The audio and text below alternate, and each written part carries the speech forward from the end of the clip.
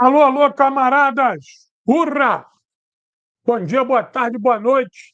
Não interessa a hora que você verá, importante é que estamos nas ondas para mais uma transmissão do canal Guerra Patriótica. Convido essa tropa boa aí a já avançar, disparar o dedo no gostei aí, ir lá, clicar no joinha, no legal, no maneiro, para avisar que nós já estamos nas ondas, desafiando aí o algoritmo do capital. Por favor, dispara o dedo no gostei aí para a gente poder avançar com tudo. Não conversa não, não demora não. Dispara o dedo no gostei aí para a gente poder avançar. Certo? Não deixa também, vou fazer o pedido aqui de ir lá no canal no Telegram, hein? Vai lá que o canal do Telegram tá bombando. Vai lá no Telegram. Tá aí, ó. Vai lá no Telegram e entra no canal Guerra Patriótica. Vai lá para tu ficar atualizado.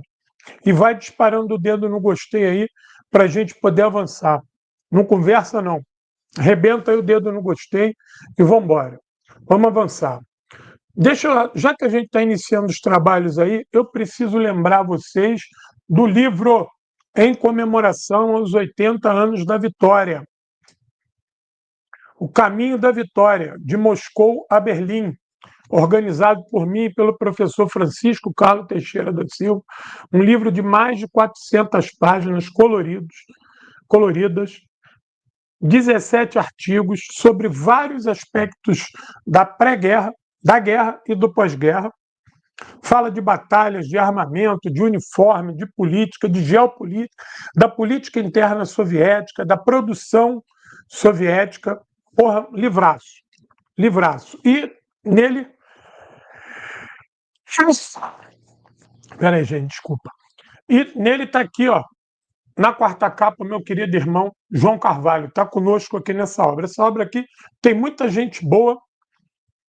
A turma do Grupo de Estudo 9 de Maio estão aqui, vários outros pesquisadores da Grande Guerra Patriótica, da Segunda Guerra Mundial estão aqui. Aqui tem jornalista, tem intelectual, tem professor, tem pesquisador, tem de tudo aqui. É um livro que a gente conseguiu reunir feras aqui brabíssimas, né? 2 professores titulares de universidades públicas aqui, só gente fera. 3, na verdade, 3. 3. Então vem comigo. Não deixa de comprar esse livro não, com uma verdadeira aula de história da Segunda Guerra Mundial.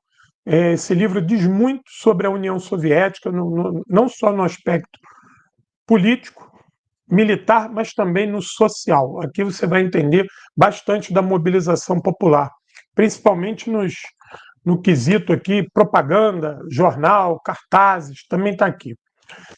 R$ 90 com frete grátis para todo o Brasil. Mas se você quiser agregar valor, tu ainda leva essa placa aqui, ó, da União Soviética por R$ 30. Aí sai livro e placa aqui, ó, por R$ 120, também com frete grátis para todo o Brasil. Aqui, ó, 30 pratos, tu leva essa placa aqui bonita de PVC, né, para homenagear, é réplica de uma placa original da União Soviética. Aqui, ó, e o livro, livraço, não deixa de dar essa força, não. Tu paga pelo Pix, eu quero comprar livro, João, tem gente que ainda me pergunta, quero comprar livro, tá aqui, ó, para comprar livro e placas. Ó, vou botar aí para vocês aí o meu WhatsApp, que você fala diretamente comigo, olha aí, ó, para comprar livro e placas aí. WhatsApp 21 98166 9073. Como é que tu paga isso? Pelo Pix ou depósito em conta bancária? Como é que eu entrego isso? Pelo correio. Correio brasileiro que vai entregar na tua casa aí, entendeu? Depois de postado, no máximo 7 dias corrido ou 5 dias úteis, certo? Frete grátis para todo o Brasil. Aproveita aí essa promoção, ainda leva essa placa aí, certo? Bom, o que mais? Já disparou o dedo no gostei? Dispara o dedo no gostei para a gente chamar a turma boa para se juntar aqui.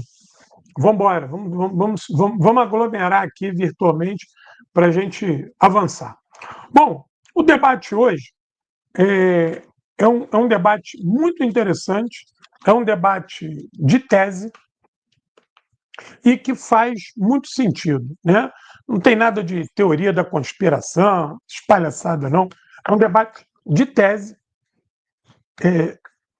que está no campo da geopolítica e, principalmente, para que possamos compreender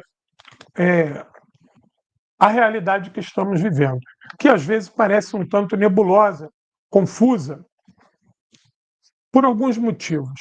Primeiro, que aqui no Brasil nós não temos uma tradição geopolítica. Nós não temos isso. A geopolítica ela foi muito subordinada aqui no Brasil a análises econômicas, algumas análises regionais e coisa muito en passant, muito ligada à economia, à relação comercial, ou às vezes a um conflito. Você resume jornalisticamente a questão geopolítica a um conflito. Aí tem um conflito ali, aí você tenta ir lá explicar aquilo, muitas das vezes sem o devido arcabouço histórico, sem a devida origem. Existe uma primazia no Brasil dos veículos de comunicação para discutir geopolítica. Ou seja, isso ficou entregue a jornalistas. A academia, ela de uns 10 anos para cá, ela passou a observar mais isso. Mas ela ainda está muito presa a uma questão estritamente do âmbito das relações internacionais. Falta um entrelaçamento maior com a história militar e principalmente com a história do tempo presente. Eu advogo o tempo presente, me coloco como um historiador do campo da história do tempo presente, porque a história do tempo presente ela é uma história ainda rebelde, um tanto marginal dentro da academia. Tem setores universitários que não reconhecem a história do tempo presente. Dizem que é jornalismo, diz que é um risco para o historiador se antecipar e analisar assim, um fato tão instantâneo, que ele talvez ainda não esteja maturado, e que o historiador ele trabalha com processo, não trabalha com notícia. Então, isso é uma disputa dentro da academia, no qual eu me coloco no campo da história do tempo presente. E acho que a história comparada, no qual fiz o meu mestrado, ela te ajuda bastante nessa questão de discutir tempo presente, porque você faz um comparativo ali e te ajuda na análise a evitar, né, a te afastar de análises errôneas. Acho que a história comparada ajuda na questão do tempo presente. Uma autoridade de tempo presente no Brasil é o professor Francisco Carlos Teixeira da Silva, que foi o fundador do Laboratório do Tempo Presente na UFRJ e congregou altos estudos no tempo presente, principalmente aqueles que dão arcabouço aos estudos militares, principalmente. E isso é uma coisa que a universidade demorou. A universidade estudou o militar muito bem, mas teve dificuldade de estudar a história militar.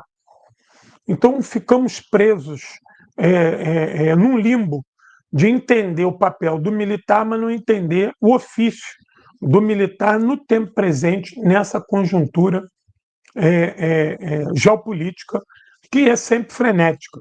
Momentos de tremenda aceleração e outros de alguma calmaria, mas sempre frenética, né? E para que a gente observe isso, para que a gente entenda melhor isso, nós temos que hoje, no Brasil, estar conectado às mídias exteriores, a analistas exteriores, a universidades exteriores, a professores, porque aqui no Brasil a coisa ainda é muito rasa. Muito embora o Brasil tenha participações importantes na geopolítica mundial, nós ficamos marcando passo, engatinhando. O Brasil luta a Segunda Guerra Mundial, é o único país da América Latina a participar do Teatro de Operações da Europa. O Brasil é o único exército ocidental, né? Dentro do campo ocidental, não, perdão, dentro do campo ocidental, a lutar na Europa com forças não segregadas. O que isso quer dizer? A Inglaterra tinha tropa segregada, a França depois vai ter tropa segregada e os Estados Unidos tinham tropas segregadas. E o Brasil não. Olha que coisa importante. Eu falei dessa questão ali da Europa, do Ocidente, porque o Japão, em algum momento, usou tropas de países que ele invadiu para lutar e que também segregava. Mas isso no outro patamar, né? Já no contexto do eixo. Então, o Brasil ele participa de várias tropas de paz da ONU. O Brasil, por mais que tenha sido mambembe, mas o Brasil também participou da Primeira Guerra Mundial, mesmo que tenha enviado lá aqueles navios velhos e os navios não tenham feito nada e tenham chegado atrasados, mas participou, foi convidado, foi lembrado a participar. Então, o Brasil construiu uma participação, digamos assim, louvável no cenário internacional, pelo menos nos últimos 150 anos. O Brasil lutou suas guerras também, suas revoltas, a consolidação das fronteiras brasileiras, algumas com paz, outras com nem tanto, mas isso permitiu ao Brasil ter notoriedade internacional, seu tamanho, sua posição geográfica. Então, tudo indica o comércio do Brasil, né, a relação Brasil e África, Brasil e América Latina. Então, o Brasil deveria prestar mais atenção a essa questão geopolítica. Agora que o Brasil parece ter acordado para os BRICS, essa questão passou a ter, digamos assim, a tomar mais conta do cenário nacional dentro desse contexto BRICS. E nós estamos vendo aí as sanções dos Estados Unidos ao Brasil e uma ameaça babaca, mas uma ameaça da OTAN, prova que o Brasil está incomodando o imperialismo no cenário internacional, que o Brasil está se destacando. E eu repito, sempre vou repetir isso, por mais que todos nós aqui tenhamos críticas à atuação do Brasil no cenário exterior, é inegável que o Brasil está respondendo à altura os desafios. Poderia estar mais avançado, poderia estar mais acelerado, poderia ser mais contundente, tudo isso poderia, a gente já sabe disso. Mas nós temos que também ver o lado positivo do não regateio do Brasil. O Brasil não está regateando e dentro, né, do seu caráter político, do atual governo, está se saindo, digamos, muito bem. Ao enfrentar o imperialismo, enfrentar os Estados Unidos e enfrentar as forças internas, porque nós temos um flanco perigoso com a quinta coluna aqui no Brasil. Não é fácil com a quinta coluna. Tem um momento da história que é crucial. Nesse meu livro aqui, ó, que eu aproveito para fazer propaganda, aqui, ó, o Exército Vermelho na Mira de Vargas, R$80 com frete grátis para todo o Brasil. Aqui tu vai ver o lado B da entrada do Brasil na guerra. E aqui tu vai ver como é que tinha uma quinta coluna que não queria que o Brasil fosse para a guerra, não. Queria que o Brasil ficasse tacitamente ao lado da Alemanha. E boa parte dessa quinta coluna estava dentro das Forças Armadas. Empresários poderosos, e o Vargas desafia tudo isso e vai para a guerra. Mesmo com uma correlação de força que não é muito boa, hein? E olha que naquele momento o Vargas era o ditador de plantão. Então o Vargas tinha pleno poder. E não foi fácil. Agora tu imagina o Lula com esse Congresso e com esse Senado.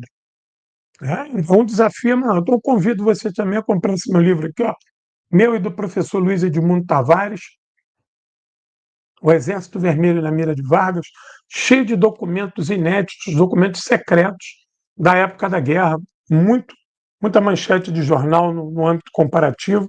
Quem comprar esse livro aqui vai gostar de ver a censura contra as informações que vinham das batalhas de Moscou, Stalingrado, Kursk, e como é que a política no Brasil muda.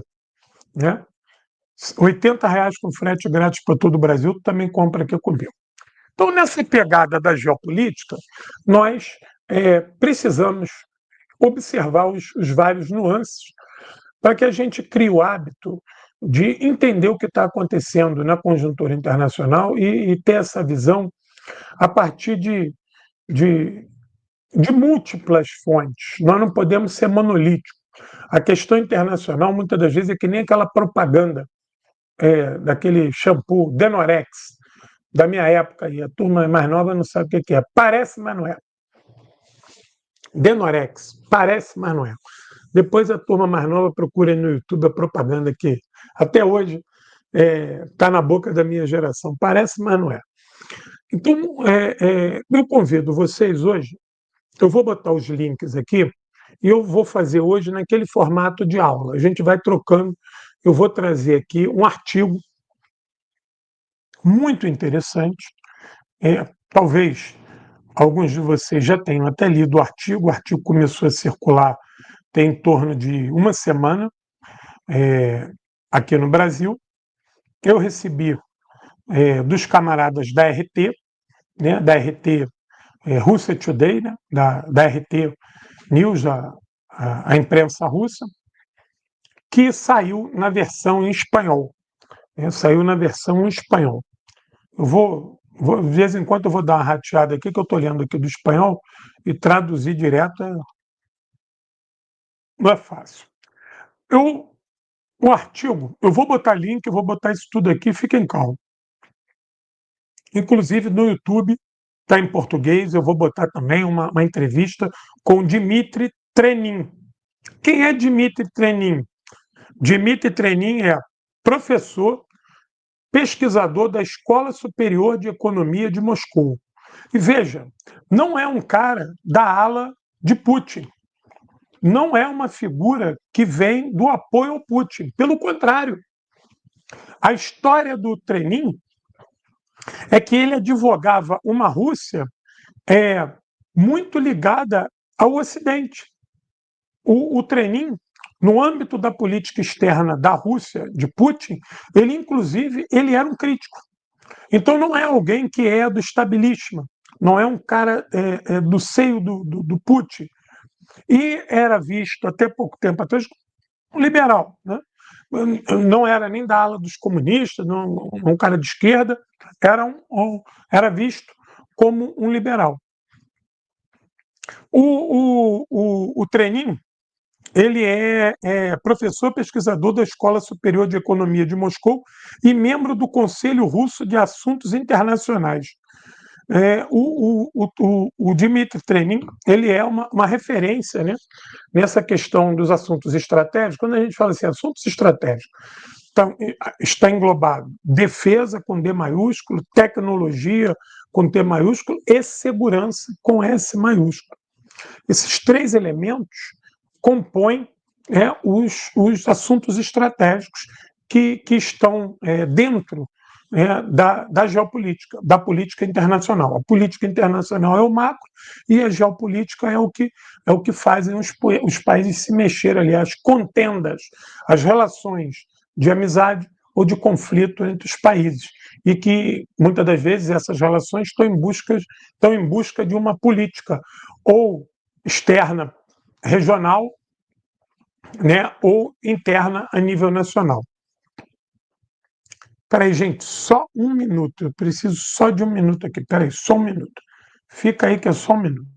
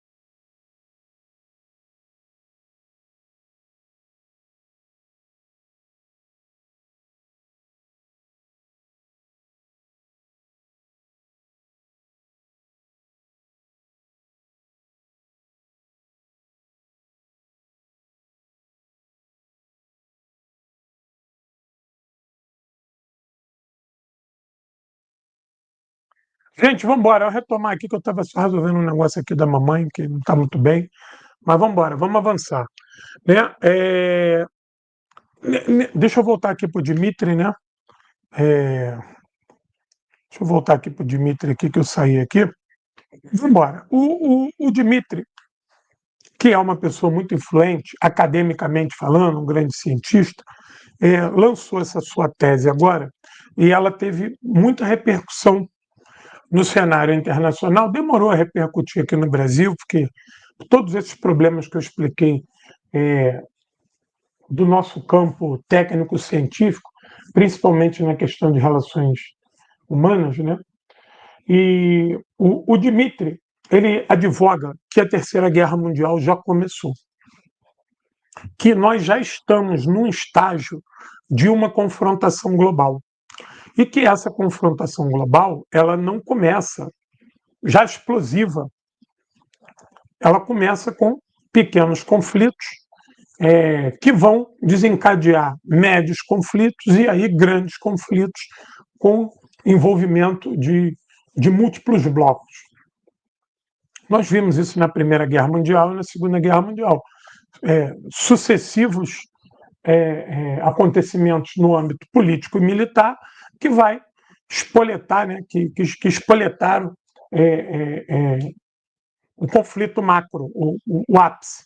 Né? Então ele advoga isso e ele fala o seguinte: o período pré-guerra terminou para a Rússia em 2014, para a China em 2017 e para o Irã em 2023. Desde então, a guerra em sua forma moderna e intensidade se intensificou, diz o especialista. Desde 2022, a campanha do Ocidente contra a Rússia tornou-se mais decisiva. O risco de um confronto nuclear direto com a OTAN, por causa do conflito ucraniano, está aumentando, acrescenta.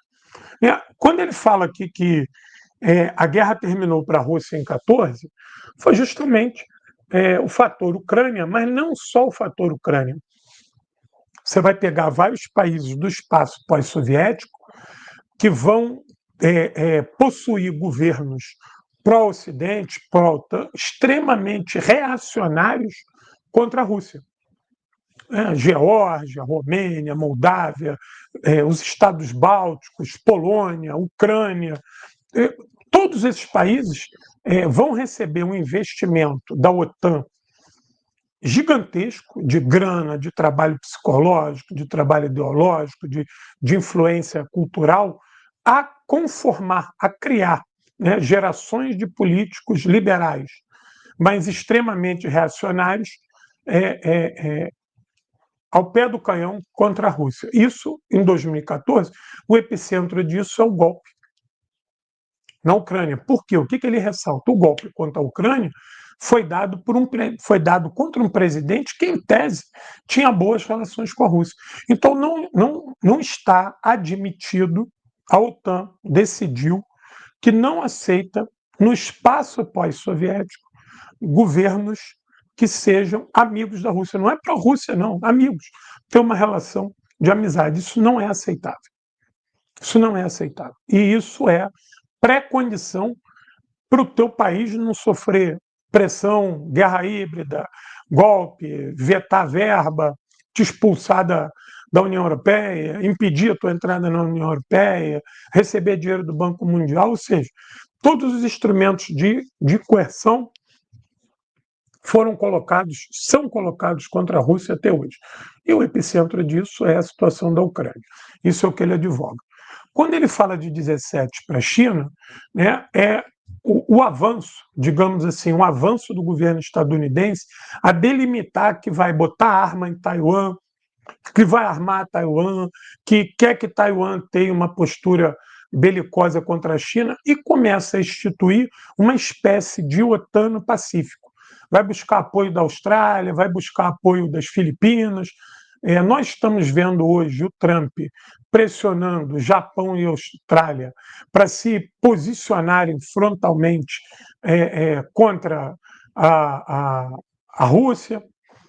Há pouco tempo atrás vocês viram que esse presidente da Coreia do Sul, que tentou dar o golpe lá, que foi deposto, o cara confessou que comandou ataques à Coreia do Norte, aqueles ataques de drone, aquelas coisas tudo. Você vê a irresponsabilidade de um cara desse. Sabendo do grau de tensão com a Coreia Popular, ele manda atacar uma operação de provocação à Coreia Popular. Então, isso está no contexto asiático chinês, que é provocar a China, trazer a China ou trazer a região para um conflito. Isso está sacramentado, principalmente com a presença, a partir de 2017, mais incisiva da, da, da OTAN, né? Digamos assim, né? Dos ocidentais ali, dos imperialistas naquela região, fomentando contra a China. Inclusive, as guerras tarifárias também contra a China, a perseguição às empresas chinesas, a Huawei, aos componentes eletrônicos chineses. No outro dia eu vi que o governo de Israel está dizendo que os carros da BYD são carros espiões que fazem leituras de software, sabe? Umas coisas que nem o James Bond conseguia botar isso no seu roteiro. Mas isso mostra um momento belicoso contra a China. E quando ele delimita que é a coisa por Irã, né, o Irã entra também numa fase de guerra a partir de 23, lembrando do governo Biden e as suas afirmações contra o Irã, que inclusive via um momento que o Irã teria que ser atacado, que o Irã teria que ser destruído. Ele lembra aqui da fala do Joe Biden para o Lula, de que a Rússia também tinha que ser destruída, e que a partir de 23 o programa nuclear iraniano, que é muito transparente, tinha câmera, não sei se vocês viram, as câmeras filmavam lá as centrífugas, agora o governo iraniano mandou tirar as câmeras, o Irã fazia tudo que a ONU mandava, que a Agência Internacional de Energia Nuclear mandava, tudo cumpria à risca todos os protocolos. Quem se retira do acordo iraniano é o Trump, quando era presidente dos Estados Unidos a primeira vez. O Joe Biden também não fez nada para reatar isso de maneira franca, instigou isso contra o Irã. Então ele tem essas três datas que se posicionam contra o Irã, se posicionam fortemente contra o Irã, contra a Rússia e contra a China. E ele entende que esses três países hoje, cada um na sua posição geográfica, abarcam, né, o que seria o grupo de maior confrontação junto com a Coreia Popular ao imperialismo. Então ele coloca ali 4 países de atuação de vanguarda contra o imperialismo: a Coreia Popular, o Irã, a Rússia e a China. Que esses 4 países, que estão até numa região muito próximas entre si, e hora ou outra compartilham suas fronteiras, hora ou outra, que eu digo, não é porque a fronteira muda, não, na relação política, econômica, comercial, militar, né? Há uma intensa relação nessas fronteiras aí, de lá para cá e daqui para lá. Você vê que a Rússia, agora que inaugurou o trem Moscou-Pyongyang, parece que é um dos maiores trens do mundo, isso não é à toa. Você estabelecer uma ligação ferroviária desse porte não significa que é só para dar passeio, para passear. Obviamente que essa ferrovia em breve se converte para transporte de tropa, de armamento, óbvio, é isso, entendeu? Não é só para o turismo. Daqui a pouco você tira o vagão do turismo e enfia a arma ali, se tu precisar transitar para um lado e para o outro. As tropas coreanas que foram lutar em Kursk prova o grau de relação. Né? O apoio da Coreia Popular e da Rússia ao programa nuclear iraniano, a China agora mandou uma série de armamentos de baterias antiaéreas para o Irã e vai negociar os aviões com o Irã também. Então, esses países estão ali numa simbiose frenética de apoio político, comercial e militar. E óbvio que a questão social, cultural, também vai se fazendo presente. Né? Outro detalhe aqui Seguindo ainda o Dmitry, o retorno de Donald Trump à Casa Branca abriu a possibilidade de evitar esse confronto. Mas em meados deste ano, graças aos esforços dos países europeus e falcões americanos, a perspectiva de uma grande guerra tornou-se perigosamente próxima, advertiu o Treininho. Pois é, o discurso do Trump, né, de se afastar da guerra da Ucrânia, tirar a tropa do Oriente Médio, esse discurso do Trump, ele tentava suavizar as relações imperialistas dos Estados Unidos, não porque ele não é um adepto do imperialismo, pelo contrário, ele queria racionalizar recursos, gastar menos dinheiro com essas regiões, onde essas regiões poderiam ser dominadas sem armas, através do poder do imperialismo. O sonho do Trump para o Oriente Médio é que Israel se expanda, e aí você tem um proxy, você tem Israel para cumprir esse papel para você, e do outro lado, as monarquias perdulárias. Então, o paraíso para o Trump era apoio Israel e apoio as monarquias perdulárias, aquele sheik do petróleo. Pronto. Esse é o padrão Oriente Médio. Eu não preciso estar com base ali, não preciso ter nada disso. Posso tirar isso tudo ali, porque isso vai economizar uma grana do caramba. E o Trump perseguia essa questão de racionalizar os custos, entendia que a economia não ia bem. Ele hoje foi capturado por isso. Ele não conseguiu implementar isso. As pressões dos falcões do Pentágono, a turma do complexo industrial militar, como a economia não andou, o Trump virou refém dessa gente. Então, em busca de apoio para continuar governando, o Trump está sendo abduzido praticamente para esse projeto que não era o seu inicial. Mas lembre-se, não é porque o Trump é mais legal do que os democratas, não. Pelo contrário, é mais canalha ainda. Ele só tinha uma visão de que ele poderia racionalizar os custos do imperialismo. O imperialismo não ia diminuir, não. Pelo contrário, ele só ia atuar de outra maneira. E transferir a responsabilidade para esse imperialismo para as monarquias árabes e para Israel. Eles é que iam trabalhar para os Estados Unidos. E ele mostra que isso virou uma controvérsia. Né?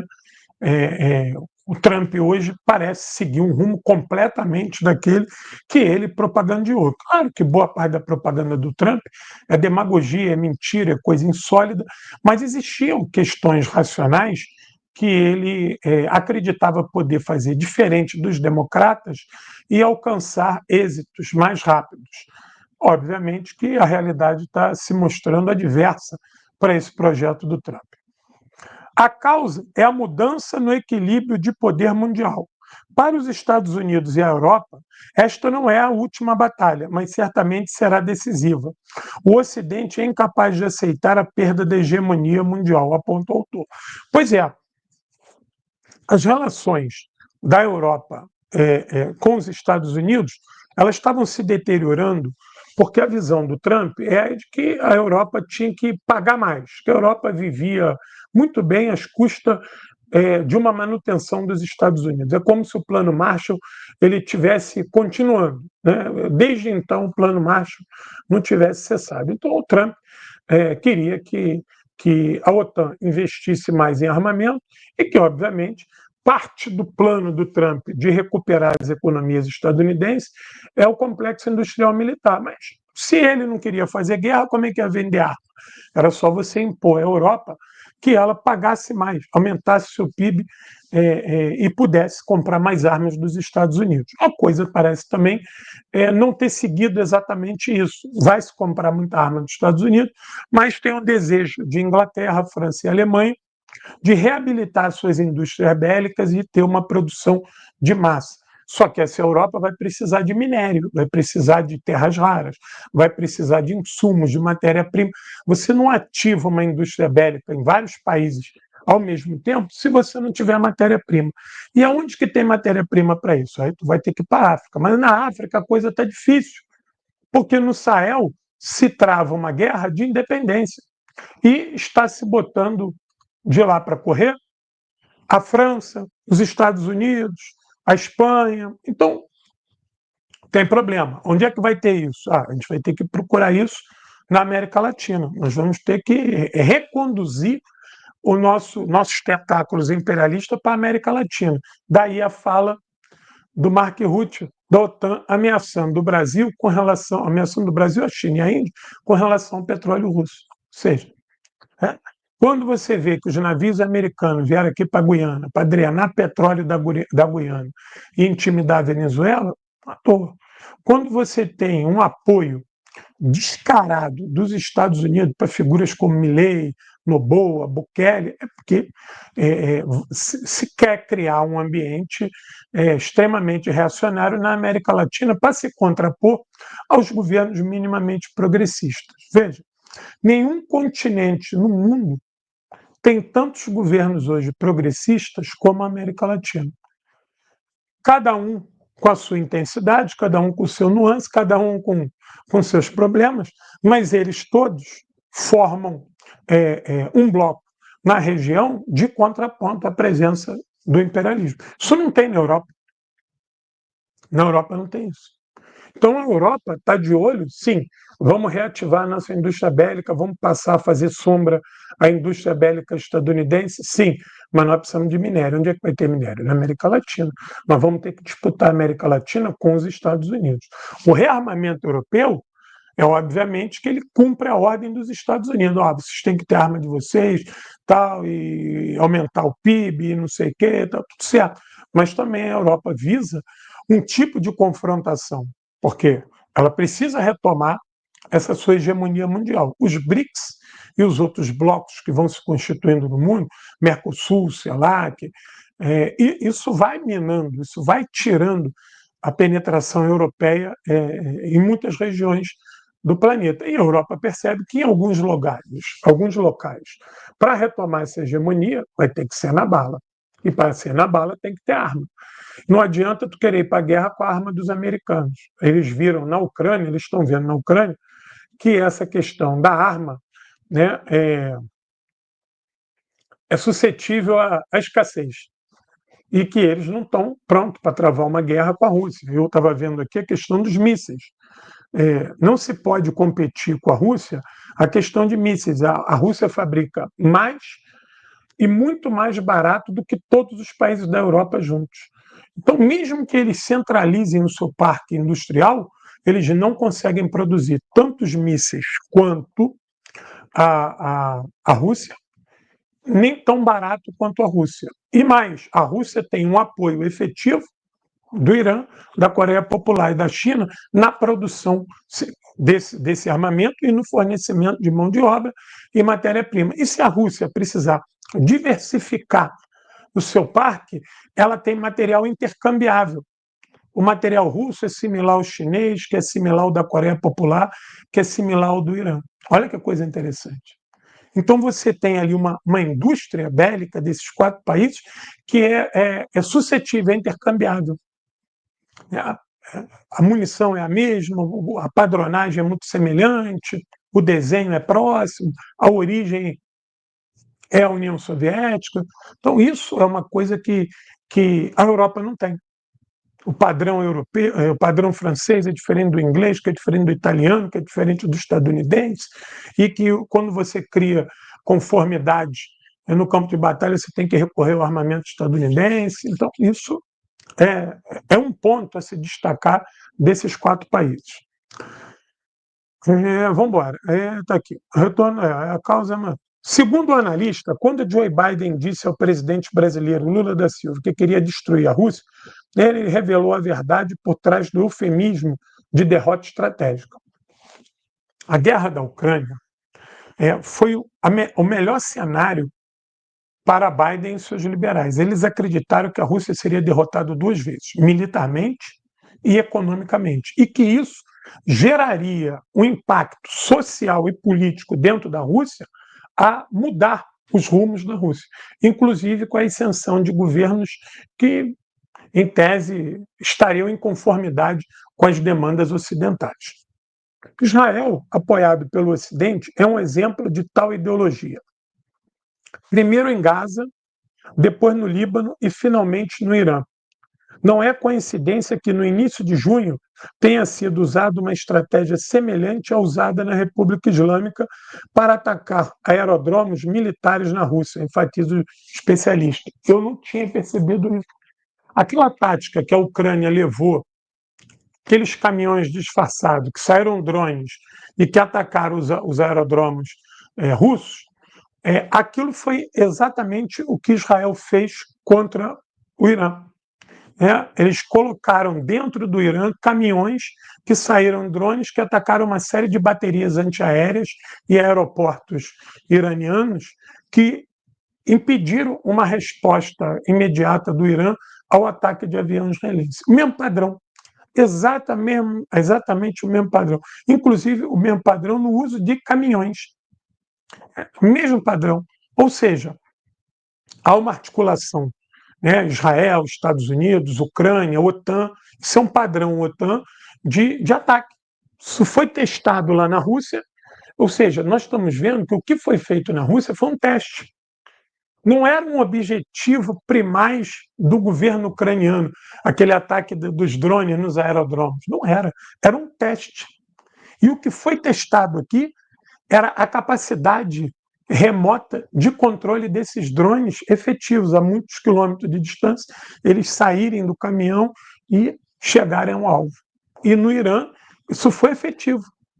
Isso foi efetivo. E eu já tinha lido em outro artigo que aquela ação dos pagers, que destruiu a mão de muita gente, a maioria civis no Líbano, aquela ação não era só o objetivo de destruir a mão dos combatentes do Hamas, mas era testar uma capacidade de comando, né, de um software de comando para várias plataformas, que era um software de militar que seria usado para controle de drones. Que o uso disso no pager, né, um detonador que se mandou um sinal e aquele pager explodiu, de uma distância muito grande, né, e com grande precisão, isso também estava sendo testado para ser usado via drone, para ser usado no controle de drones para ataques assertivos. E não podemos esquecer que foi um drone desse, né, alguns drones desses, que atacaram a casa do líder do Hamas lá no Irã. Né? Então, essas vitórias tecnológicas que a OTAN está mostrando confirmam que já existe uma guerra contra esses países, que existe uma confrontação aberta contra esses países.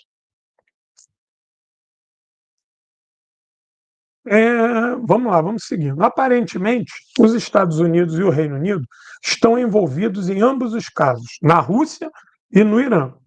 E na Rússia estão envolvidos em ambos os casos. Ponto, que é o lance dos drones lá na Rússia e no Irã. Ponto. Rússia, Irã, China e Coreia do Norte são vistos por Washington e Londres como inimigos irreconciliáveis do Ocidente, o que significa que compromissos são impossíveis. Só pode haver calmas temporárias, destaca Trenin. Ou seja, essa questão do irreconciliável, isso já tinha sido dito pelo Biden. O Biden já tinha dito que era irreconciliável. O Merz, esse primeiro-ministro alemão aí que está assumindo aí, também já tinha usado a palavra irreconciliável. E o Trump disse que a situação é irreconciliável com Nicarágua, Cuba e Venezuela. Ele determina que é irreconciliável. Ou seja, é uma confrontação direta, não existe diálogo. Vamos ter um diálogo aqui com Cuba, com Nicarágua, com a Venezuela. Não. Esses três países não se quer diálogo, se quer derrotar. E a mesma coisa, esse conglomerado ocidental, que não quer diálogo com a Rússia, não existe debate. Porque, veja, desde o início da guerra da Ucrânia, todas as propostas russas nunca foram aceitas. Nunca foram aceitas. A Rússia entregou agora, na última reunião em Istambul, uma carta com pontos para se terminar a guerra. A Ucrânia nem respondeu. Então não há interesse em responder. O Irã, que estava dialogando sobre a questão do programa militar, do seu programa nuclear, ele foi atacado de maneira extemporânea por Israel no meio de negociações. E quando ele inicia negociações com os Estados Unidos, os primeiros contatos, os Estados Unidos vai lá e ataca. Isso não existe. Se você estabelece negociações, é para não lutar. E aí, se você está negociando e é atacado, Tá boa a coisa. Então já está caguetando aqui. Você é atacado. Então, é óbvio que a questão é irreconciliável. Não tem diálogo, não tem debate. Peraí. A Europa Oriental e o Oriente Médio são dois focos de tensão e expansão. Um terceiro se vislumbra há algum tempo, Ásia Oriental. A Rússia está envolvida diretamente na Europa. Seus interesses são afetados no Irã.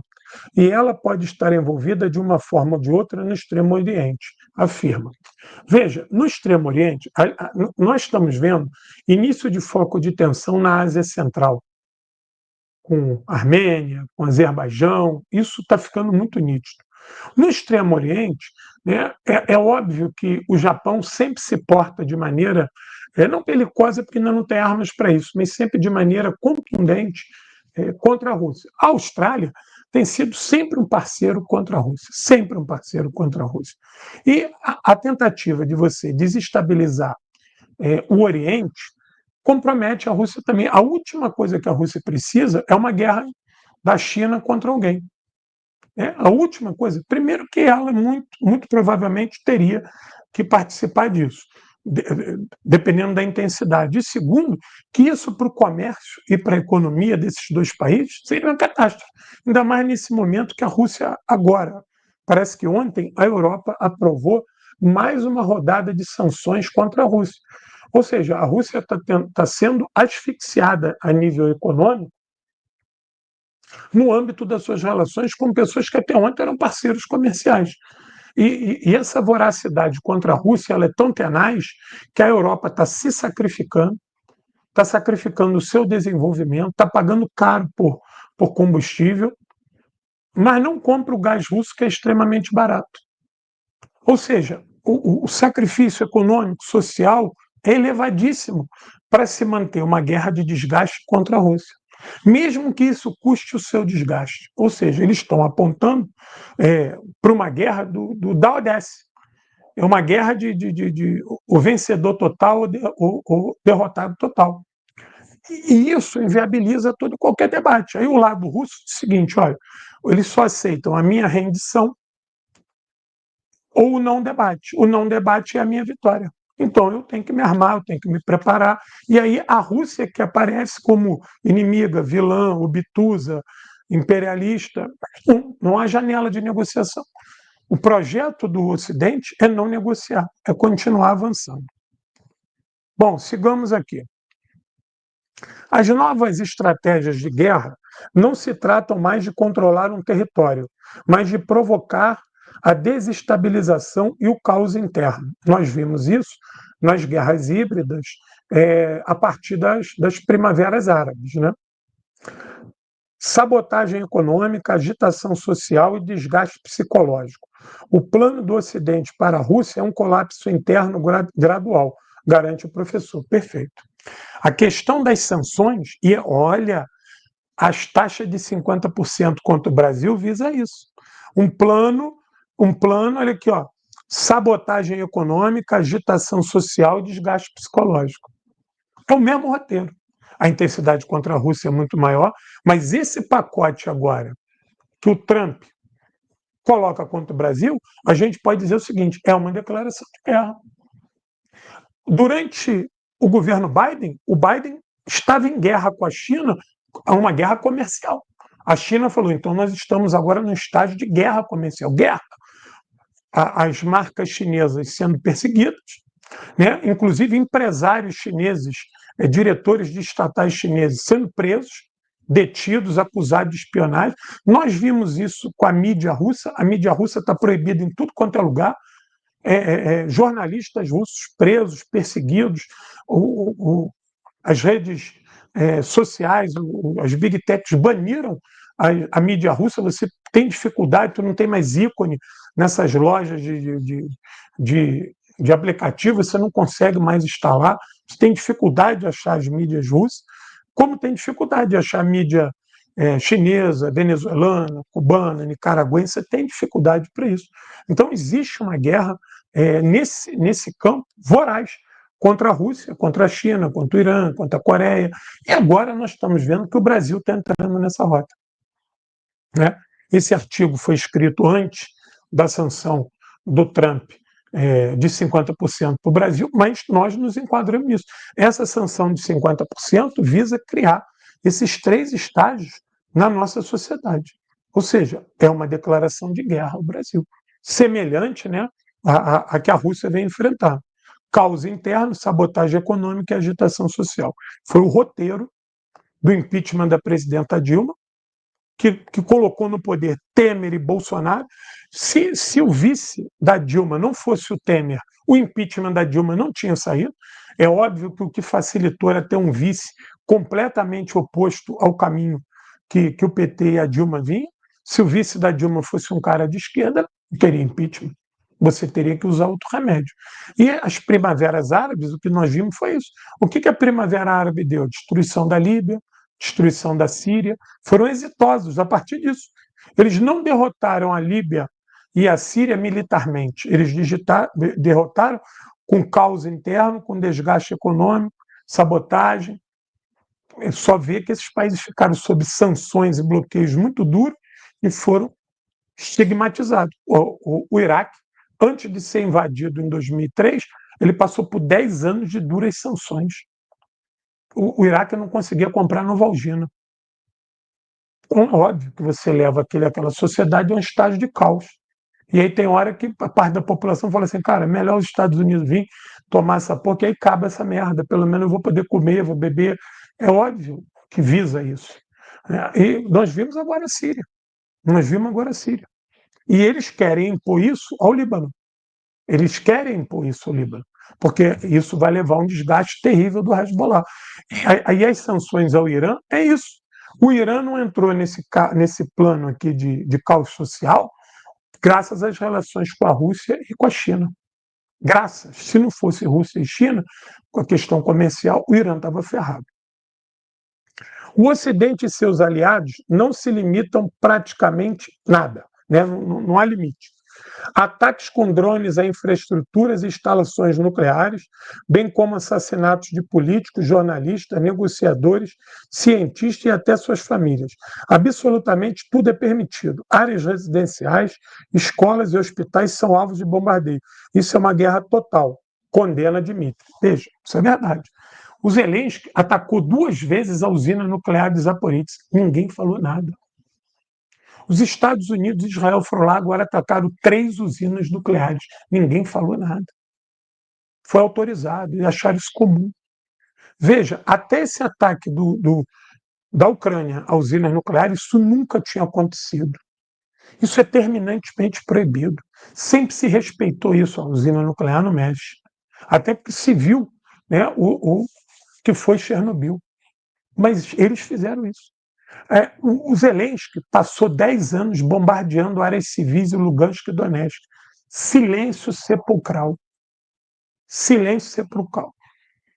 Disseram que o Assad atacava os curdos. Foram lá, invadiram a Síria, arrumaram todo aquele caô contra a Síria, defesa dos curdos e dos palestinos. Nós estamos vendo que o número real apareceu aí, mais de 400 mil mortos, principalmente crianças. Silêncio total. Isso não é uma guerra total? É. Quando você. O que Israel fez? Israel assassinou famílias inteiras dos cientistas que estavam em casa dormindo. Cientista mesmo. O cara foi assassinado com a família inteira dormindo. Está tudo bem. Está tudo bem. Genocida é o Putin. O Putin é genocida. O Kim Jong-un é um perigo. O Ayatollah é inimigo do mundo. Mas Israel, Estados Unidos e Europa estão liberados, podem fazer isso.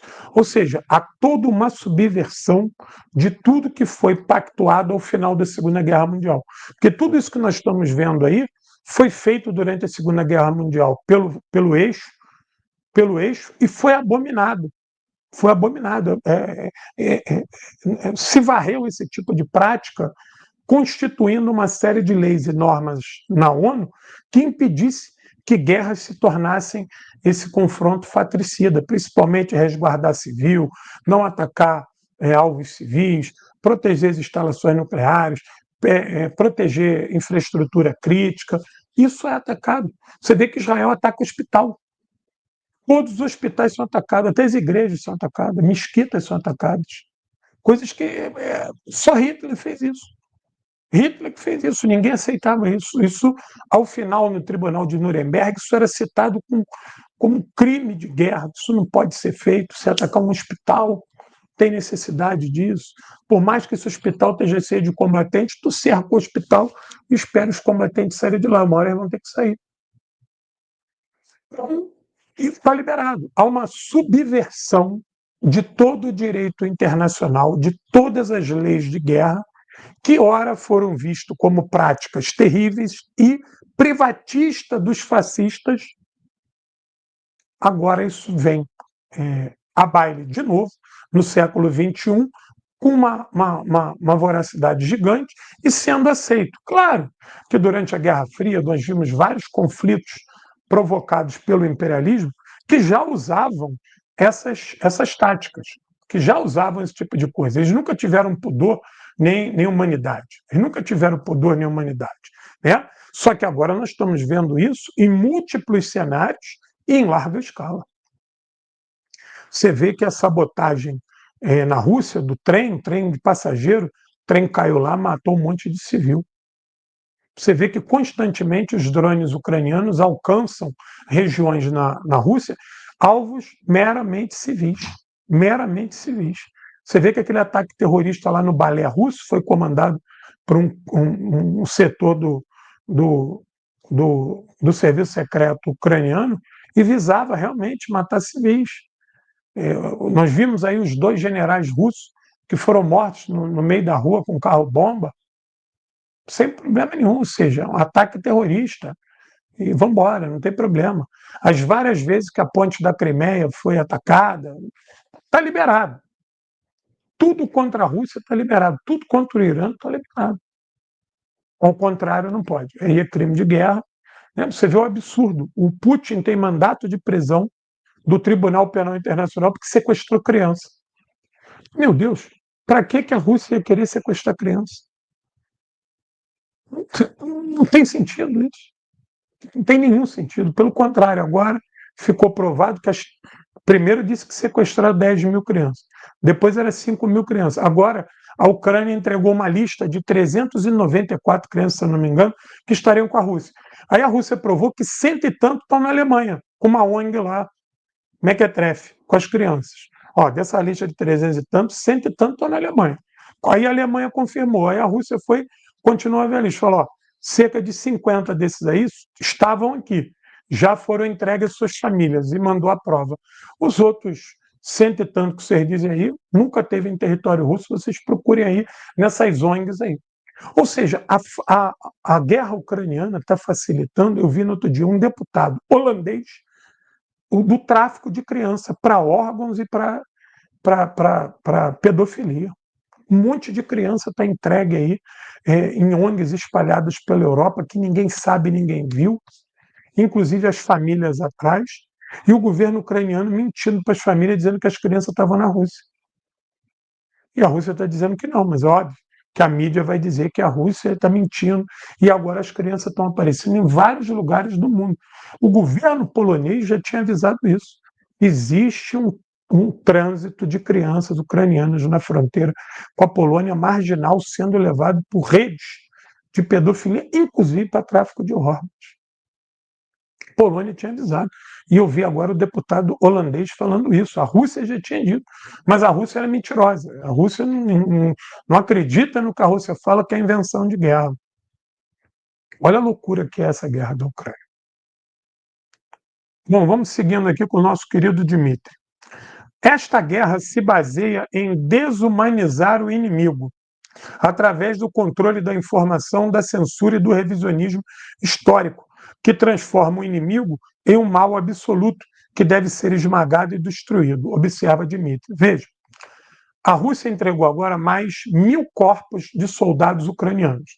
A Rússia é malvada, mas ela estava guardando, congelado, intacto, mais de 7 mil corpos ucranianos. Para que a Rússia está guardando o corpo ucraniano? Ela não poderia ter enterrado esse corpo e ter botado lá e ter posto uma lápide? Fulano de tal? Para que a Rússia... Imagino que a Rússia não está gastando de dinheiro para congelar mais de 7 mil corpos do inimigo. A Rússia mandou 6 mil, eles não mandaram nada.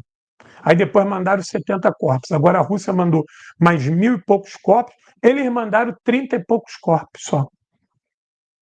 Aí sabe qual foi a proposta do governo, de setores do governo ucraniano? Em alguns monumentos históricos, cemitérios históricos da Segunda Guerra Mundial, exumar o corpo de soldados soviéticos e entregar para a Rússia, e a Rússia entregar soldados ucranianos capturados. Vejam o grau de doentio dessa gente. Você ir lá cavar sepulturas históricas de soldados soviéticos, os quais muitos são ucranianos, entregar aquilo para a Rússia em troca de soldados capturados vivos ucranianos.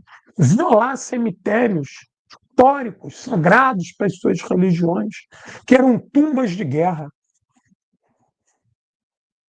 Olha o grau doentio desse governo ucraniano. Mas a Rússia que é malvada. A Rússia é malvada, é perigosa, é terror. Gente, dispara o dedo no gostei aí, vamos embora. Arrebenta no dedo do gostei aí, que hoje o papo aqui é frenético. Vamos embora. Eu já estou com a minha camisa aqui em homenagem a Iugoslávia. A Iugoslávia foi o primeiro laboratório da destruição pós-União Soviética, aqui, ó, em homenagem à nossa Iugoslávia. A guerra na Ucrânia está se tornando uma guerra direta da Europa contra a Rússia. Mísseis britânicos e franceses atingem alvos russos. Inteligência da OTAN é transferida para Kiev.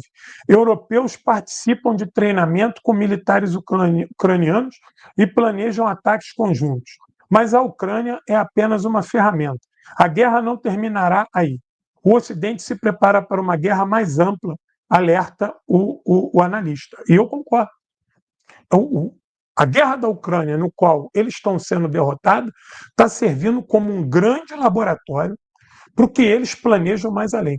E esse mais além, já falei para vocês, Mar da China, Sahel e Oriente Médio. Todo o espaço pós-soviético vai ser um ponto de agulhada de confrontação contra a Rússia. De acordo com o Trenin, talvez uma parte das elites europeias tenha sido vítima de suas próprias propagandas sobre a ameaça russa. Mas os perigos vindos do Ocidente devem ser levados a sério, pois seu objetivo principal é resolver, de uma forma ou de outra, a questão russa. Então, uma longa guerra nos espera, na qual a Rússia deve lutar pelo seu lugar que merece na nova ordem emergente. É isso. A Rússia, para continuar pregando multipolaridade e independência, ela vai ter que lutar. Não vai ser possível a Rússia manter o seu status quo na paz. Na paz não vai existir. A Rússia vai ter que lutar. Ou seja, a Rússia vai ser provocada a um estado contínuo de belicidade. Derrotada a Rússia, agora a gente parte para a China. Entendeu? Isso é o padrão deles. O que podemos fazer? O autor sugere mobilizar forças, mas não de acordo com as instruções de 50 anos atrás, mas com inteligência. As políticas econômicas, financeiras e tecnológicas devem corresponder às duras realidades de um confronto de longo prazo. Da mesma forma, as políticas de fertilidade e controle migratório devem reverter o declínio demográfico. Preste atenção nisso. Essa frase final fala sobre a Rússia. Declínio demográfico e fertilidade. Vejam, a Rússia tem uma população relativamente pequena. Ela chegou num padrão social onde o crescimento é pequeno. E a Rússia precisa continuar existindo. Você precisa aumentar isso. Aumentar a fertilidade, densidade demográfica. Você tem que ocupar os espaços. O território russo continua muito grande. Você precisa disso. E você vai precisar um plano. Você vai ter que ter novos russos. Senão, como é que você vai sustentar uma guerra? Veja, A Rússia paga o preço da Segunda Guerra Mundial. Quase 40 milhões de pessoas foram mortas na Segunda Guerra Mundial. Passado 80 anos, a Rússia não se recuperou. A Rússia ainda tem carência de homens. Tem carência de homens. E as novas famílias russas, quando tem 2 filhos, é muito. Isso, quando tem 2 filhos, é muito. E lá atrás, quando o camarada Stalin suspendeu, proibiu o aborto, incentivou que as mães da pátria tivessem muitos filhos, foi porque se observou, né, que o país estava ficando vazio, que uma segunda guerra que levasse mais 40 milhões de habitantes, a Rússia acabou. Hoje, a Rússia é menor, né? As outras 14 repúblicas não compõem mais a, a União Soviética, né? A Rússia ficou sozinha e a sua população ainda diminuiu mais ainda. E agora, com novos territórios em direção ao Ocidente, você vai precisar povoar aquilo ali. Por que vai precisar povoar? Por um maniqueísmo? Não, porque o que te aguarda é a guerra, bicho. Os sinais que vêm do Ocidente é que a guerra vai continuar. Você vê que a Ucrânia tem 300 mil pessoas clandestinas. Eu esqueci de dar esse número. Tem 300 mil pessoas que não atenderam ao chamado do recrutamento. 300 mil que estão escondidos, ou estão fora do país, ou estão escondidos dentro da Ucrânia.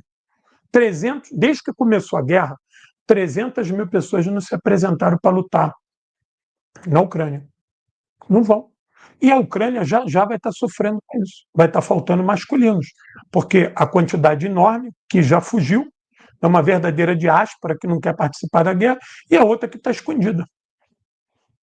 Além disso, o patriotismo, a unidade e a justiça social devem ser promovidos entre a população. Também é necessário fortalecer as alianças e parcerias externas. A Bielorrússia, no Ocidente, e a Coreia no Norte, no Oriente, provaram sua confiabilidade. Olha só. Mas não temos um aliado semelhante no Sul. Olha a vulnerabilidade do Sul. Tem arma nuclear na Belarus, tem arma nuclear na Coreia e a Rússia está ali no meio. Show. O norte está o Ártico, está tudo dominado. E o Sul? O Sul é perigoso.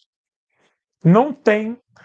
Quem tem que cumprir esse papel de aliado do Sul ali, firme ali, talvez seja o Irã, que precisa crescer, se desenvolver, se organizar, talvez seja isso. Mas olha onde tem já uma lacuna na fronteira russa. Devemos analisar com seriedade e cuidado as lições que nos oferecem a guerra entre Israel e o Irã e seus aliados regionais. Não devemos imitá-los disso, mas criar nosso próprio modelo de cooperação mais próximo e eficaz, avalia o especialista. Com a administração Trump, devemos buscar um diálogo tático, mas sem confundir tática com estratégia. Devemos ter em mente que a política externa americana continuará sendo tradicionalmente hostil à Rússia, diz ele. Verdade? Vê que a todo momento a Rússia tenta um diálogo com o Trump. Mínimo. Existe uma tentativa mínima de diálogo. Existe. Se esses diálogos são sinceros e produzem efeitos práticos, são outra história. Mas eles existem. E é bom que continue existindo. São 2 potências nucleares que precisam conversar. Coisa que não tinha no governo Biden. Então, o grau de tensão estava muito elevado. E um perigo iminente de uma guerra nuclear. O Trump, mal ou bem, é realista enquanto a isso. Ele sabe que o inimigo dos Estados Unidos não é a Rússia. O inimigo dos Estados Unidos é a China. A doutrina Trump fala do seguinte: se a China for enfraquecida e isolada, a Rússia vai arrefecer. A gente consegue ter a Rússia para cá. Uma Rússia de joelho? Não, uma Rússia amiga. Não precisa ser uma Rússia de joelho no primeiro momento. Essa é a diferença do que o Trump e seus falcões pensam com relação à Rússia e à Europa. Só que os Estados Unidos, que é uma Rússia amiga, mas abandonando multipolaridade, independência, uma Rússia amiga e subserviente. A Europa não. A Europa precisa da destruição prega a destruição da Rússia, a destruição completa, e mais, a balcanização de parte do seu território, onde essa Europa ocidental poderia se expandir, anexar novas áreas, ter acesso a novas matérias-primas e acreditando numa confrontação direta com a China. E aí você teria poder, você teria arma, você teria território, ou seja, você encostaria suas fronteiras mais próximas à da China, e a pressão que a China hoje exerce comercialmente no seu entorno, agora seria exercida por essa grande Europa. Essa Europa do Oriente, que estenderia seus tentáculos a pressionar a China. Veja, é um plano meticuloso. É um plano meticuloso de Estados Unidos, Europa, uma simbiose do imperialismo que nos atinge. O Brasil é parte desses BRICS, o Brasil precisa se desenvolver autonomamente, o Brasil precisa de Rússia e China, o Brasil precisa da Belarus, o Brasil precisa do Irã. Esses países precisam do Brasil. Você vê que o Brasil, na época do Bolsonaro, estava isolado. O Brasil não falava com ninguém, com nada. E é esse o modelo que eles querem no Brasil. Querem um Brasil isolado, que não fale com ninguém, que o Brasil fique na dele, como é a Argentina. O padrão Argentina hoje é ideal. Vejamos, é um padrão ideal, idealíssimo para o imperialismo na América Latina. Um país de 4, submisso a tudo, com um desgaste interno gigante e isolado do mundo. Você vê que a primeira coisa que o Milei faz é obedecer aos Estados Unidos, não entrar nos BRICS. Ele refuta o convite de entrar nos BRICS, que para a Argentina seria uma maravilha, na crise que está lá, poder pegar grana, infraestrutura, apoio, intensificar o seu comércio, fazer comércio em peso, não precisar fazer comércio em dólar. Pô, que maravilha. Não, refuta isso. Se destrói para a nossa honra e glória. Por outro lado, é necessário fazer entender não apenas com palavras os líderes de países como Reino Unido, França e Alemanha, que são vulneráveis e que não poderão sair ilesos diante de uma nova escalada do conflito ucraniano. Ou seja, a intensificação do conflito ucraniano por parte da Rússia visa atacar esses 3 países. Esses 3 países têm que ser atacados, que eu digo diretamente, não. A Rússia prega ações econômicas, de inteligência e aposta numa política de trânsito e informação para combater esses 3 países. Porque essa tríade, França, Alemanha e Reino Unido, hoje é a cabeça da hidra contra a Rússia, mais do que os Estados Unidos. Esses 3 países hoje provocam muito mais confrontação à Rússia do que os Estados Unidos. Então, o que ele fala de não sair ileso é que esses países têm que pagar a conta do que eles têm feito à Rússia. Não de confrontação à Rússia, bombardear eles, não. Isso não. É de ataque no âmbito político, que a Rússia tem que responder economicamente, com ações de inteligência. E veja, o pior terror desses países é o trânsito de informações reais sobre a Rússia nos seus países. Eu vou mostrar uma coisa para vocês aqui. Peraí, rapidamente. Depois vocês vão lá no...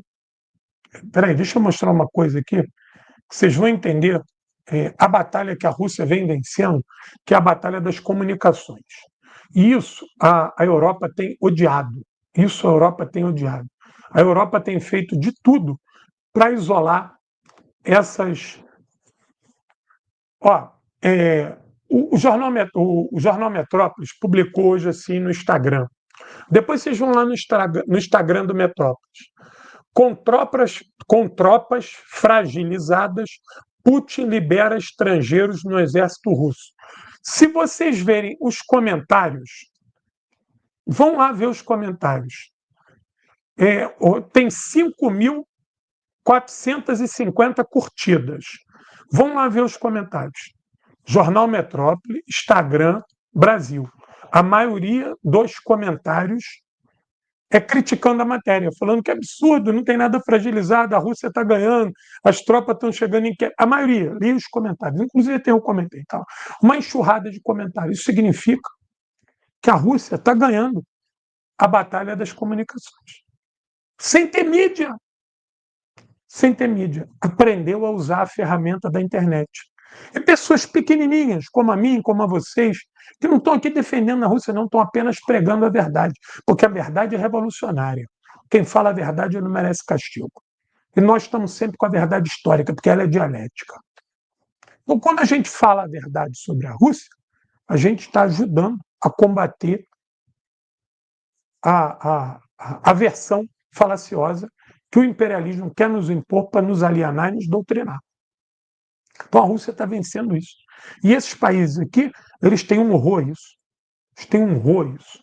Ao trânsito dessas notícias russas. Venha ver essa reportagem no Instagram do Metrópolis. A Rússia precisa oferecer um diálogo ativo. Não, perdão. Aqui, ó. Com a administração Trump, devemos buscar um diálogo tático aqui. Do outro lado, é necessário. Bom, a Rússia precisa oferecer. Não, perdão. Por outro lado, é necessário fazer entender, não apenas com palavras, os líderes de países como Reino Unido, França e Alemanha, que são vulneráveis e que não poderão sair ilesos diante de uma nova escalada do conflito na Ucrânia. A mesma mensagem deve ser dirigida à Finlândia, à Polônia e aos países bálticos, que estão sempre se postando de maneira belicosa contra a Federação Russa. Suas provocações devem ser combatidas de forma rápida e contundente, defende o acadêmico. Esse cara que está defendendo isso, há 2 anos atrás, estava defendendo que a Rússia tinha que sentar e debater com a União Europeia, que a Rússia não podia fazer guerra contra a Ucrânia. Olha como é que esse cara mudou. A Rússia precisa oferecer um diálogo ativo com as forças sensatas que permaneçam na Europa e criar coalizões pela vida, pela paz e pela humanidade. Resume Trenin. Eu vou botar os links aqui. Peraí, gente, eu vou botar os links aqui do Trenin para que vocês possam ler também a matéria. Aqui, ó, eu vou pegar esse primeiro link aqui, ó, copiar, aqui, copiar link, olha aqui, ó. Deixa eu botar aqui o primeiro link. Peraí. Tá vendo aqui, gente? Não cliquei aqui. Peraí, gente, só um minuto. Ó, primeiro link, copiar link. Não estou entendendo. Vou botar aqui em formato de banner, que eu acho que fica melhor. Peraí. Colar. Adicionar um banner. Aqui, ó. Esse é o primeiro link. Esse é o primeiro link aí, ó. Dessa matéria mais completa para vocês lerem. Esse é o primeiro link. Está aí o primeiro link. Não deixem de copiar, tá aí, faz aquele print, clica no telefone, tira no print, depois joga na internet, que eu sei que o link não é ativo, esse é o primeiro. Agora eu vou pegar aqui o segundo, que é do YouTube, que tem uma entrevista com ele, copiar link. Muito boa. A entrevista no YouTube é muito boa, muito boa. Aqui, ó. Adicionar um banner. Tá aqui, ó. Esse é o do YouTube. Não deixem de assistir a do YouTube. Tá aí, ó. Esse é o do YouTube, e esse é da RT. Da RT, e essa é do YouTube. Vou deixar do YouTube aí mais um pouquinho. Vejam, por quê? É uma pessoa diferente do nosso meio, uma pessoa com outra leitura, do meio acadêmico russo. A visão dos russos desse conflito é distinta da nossa, até porque eles estão envolvidos diretamente, ou atacando ou sendo atacados.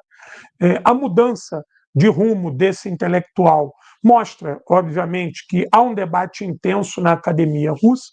Ele é um cara que tem muitas ligações com o Ocidente, é só você ver que ele faz um apelo aqui no final. Né? Qual é o apelo dele aqui no final? Que a Rússia tem que procurar setores honestos e francos da Europa para poder conversar. E isso é fruto dessa ligação que ele tem ainda com setores europeus. Mas é um cara que a gente tem que minimamente compreender como honesto, porque ele está percebendo que o que está se avizinhando contra a Rússia é uma guerra muito maior, é uma confrontação direta maior, que, obviamente, isso pode levar a uma guerra nuclear. Né? Porque a Rússia é um país nuclear, um país de muitas armas nucleares, né? E vai aceitar ver o inimigo chegando em Moscou de novo. Isso não vai acontecer. Que as guerras, se acontecerem nas suas fronteiras ou nas suas áreas de influência, é uma coisa. Agora, uma junção de Europa, Estados Unidos, aliados regionais, num ataque direto contra a Rússia, você vai usar o seu armamento nuclear. E não é brincadeira. Nós não estamos falando de bombinha. Nós estamos falando de bomba que racha o planeta ao meio e aí acabou. Aí é aquela coisa que a gente vê no filme e aí pereré pão duro.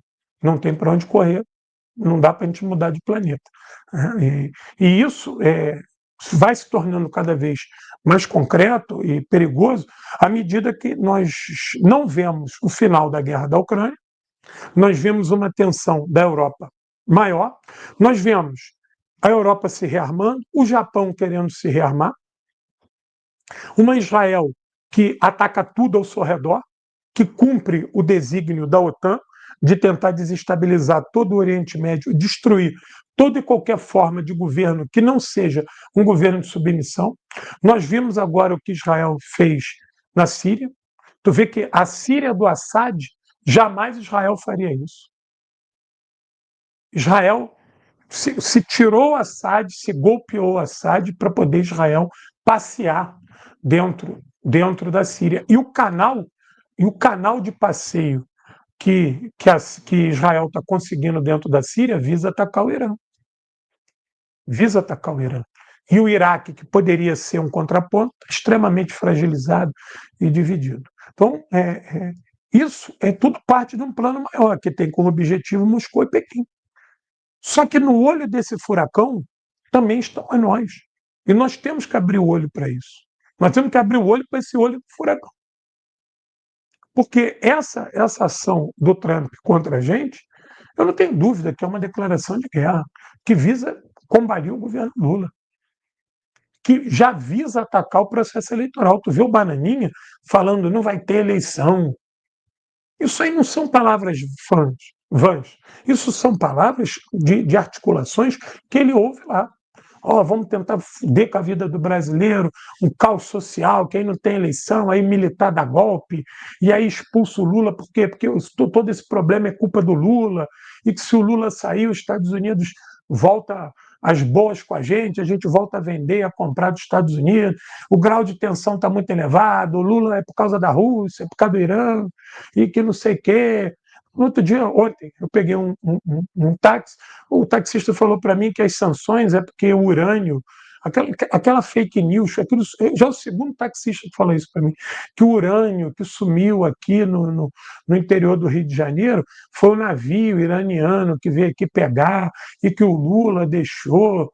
Aí eu falei, é mesmo, mas para levar urânio não precisa de navio, pode levar de outra maneira. Não, o navio veio aqui pegar, você é taxista, um idiota, um imbecil, reverberando. É o segundo taxista que fala isso, deve ter um pool de taxistas ameba que gostam dessa notícia e fica contando isso. Então, a situação no Brasil é perigosa. Nós precisamos de vitórias da Rússia, do Irã, da China. Nós precisamos de vitória do eixo da resistência para aplacar o imperialismo, camaradas. Porque se a gente não torcer para eles, a coisa fica pior para a gente. A vitória russa é a vitória nossa. É isso que vocês têm que entender. A vitória chinesa é a vitória nossa. Nós temos que enfraquecer o imperialismo. Porque o imperialismo agora se voltou contra a gente. O imperialismo está aqui na nossa porta.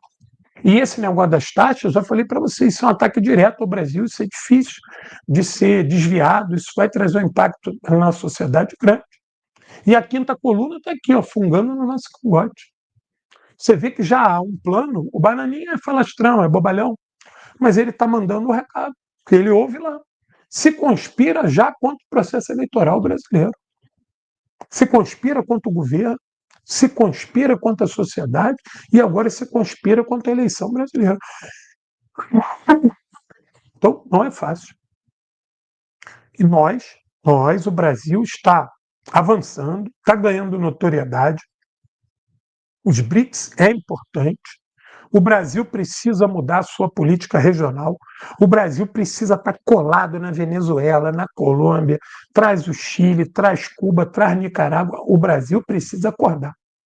A nossa política na região é um ponto de inflexão. Nós precisamos ter uma proximidade.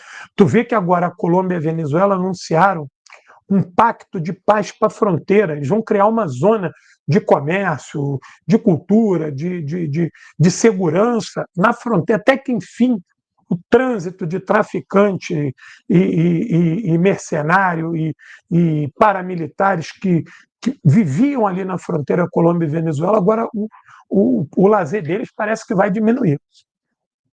Isso é muito bom. O início do governo Petro fez algumas críticas ao Maduro, aquelas críticas um pouco tanto liberais, mas já entendeu. O Petro já entendeu o recado. Que não adianta, não tem que brigar com a Venezuela é nossa aliada. Se for da maneira que a Venezuela dita os seus rumos, a Venezuela é soberana, porra, foda-se. Não tem que gostar do Maduro, não, tem que cooperar. Só isso. Por uma questão maior, macro, a defesa da América Latina. Né? Então, se juntando lá, o Brasil tem que fazer o mesmo. É que o Brasil o Lula já não encontrou o Maduro, vamos botar uma pedra sobre isso. Aqui a nossa fronteira aqui a gente vai colar aqui na nossa fronteira, vamos criar uma área de livre comércio Brasil e Venezuela, vamos defesa da Amazônia, defesa das áreas indígenas, vamos botar os nossos militares para conversar. A partir de hoje tem patrulha conjunta aqui, e traficante que vier é bala, e a gente vai fechar aqui o céu, não vai passar aeronave de traficante, nem o caralho aqui, e pronto, vamos embora. Entendeu? É isso que tem que ser o caminho. Sem isso, nós não vamos, não. Nós vamos tomar na cabeça. Entendeu? O governo Lula está firme, está ao pé do canhão, mas é pouco. O inimigo é poderoso e a quinta coluna está aqui formando caô. Olha aqui, eu vou pedir aqui essa tropa boa, por favor. Livro do camarada Stalin, R$ 80 com frete grátis para todo o Brasil. Por favor, compra aqui comigo, me dá a força aqui. E o livro premiadíssimo Aço Vermelho. O livro que conta toda a epopeia do Exército Vermelho na derrota de Hitler. Por favor, R$ 80 com frete grátis para todo o Brasil. Se você comprar 3 livros, você leva qualquer uma dessas placas aí de presente. Escolhe qualquer uma, leva de brinde. 3 livros, R$ 240, frete grátis, uma placa de brinde. Se você quiser comprar essas placas aí, é mole. Uma é 80, duas é 130, 3 é 180, 4 placas de R$ 250, escolhe a quinta de brinde, ou seja, 5 placas, cada uma sai R$ 50 com frete grátis, tu embeleza a tua casa, fica toda bonita lá, sinaliza contra o fascismo. Eu vou pedir essa tropa aí para quem puder assinar o canal, me dá uma força aí, assina o canal, ajuda a gente a avançar, a assinatura do canal, porra, é muito importante, dá uma moral do caramba, me ajuda a ajudar o Brasil, por favor, me dá essa força aí, e vamos embora. Temos que avançar, agradecer essa tropa gigante, vamos falar do Guerra Patriótica aí, divulga o vídeo, esse vídeo aí que eu falei aqui do Dmitry, aí, do Pensador, é muito importante, divulga esse debate, isso é uma linha de pensamento, né? Ninguém aqui é obrigado a concordar com isso, mas a gente pode fazer uma reflexão disso aí juntos, né? Vamos fazer uma reflexão disso aí juntos, o que ele coloca é importante, são dados concretos, ele tem uma concretude no arcabouço teórico dele que não pode ser ignorado.